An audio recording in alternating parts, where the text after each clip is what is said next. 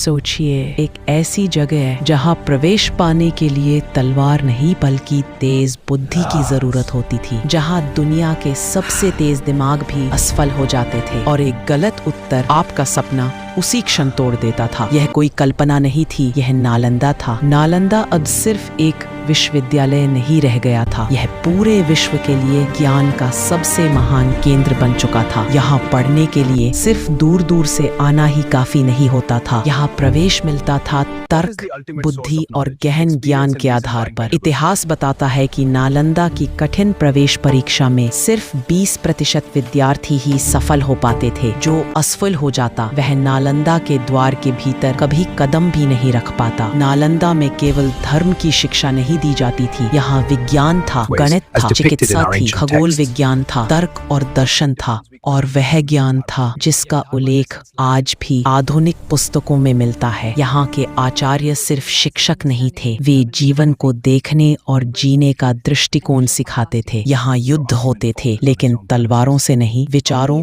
और तर्क से बहस होती थी। विचार टकराते थे और हारने वाला भी कुछ सीख कर ही लौटता था। नालंदा की ख्याति इतनी फैल चुकी थी कि एशिया के कई देश अपने सबसे तेज और प्रतिभाशाली विद्यार्थी यहीं भेजने लगे थे। चीन, तिब्बत, कोरिया, श्रीलंका, हर जगह नालंदा का नाम सम्मान और आदर के साथ लिया जाता था। लेकिन जितनी तेज रोशनी होती है उतनी ही गहरी छाया भी होती है। भारत बदल रहा था, राजनीति बदल रही थी और शक्ति के नए केंद्र उभर रहे थे। नालंदा के बाहर की दुनिया अब इस ज्ञान से प्रभावित नहीं बल्कि भयभीत होने लगी थी और यहीं से इतिहास ने एक सवाल लिखना शुरू किया, क्या ज्ञान सबसे बड़ी शक्ति होता है या सबसे बड़ा खतरा? अगले भाग में हम देखेंगे वह पहला संकेत जहां से नालंदा के पतन की कहानी धीरे धीरे शुरू होती है।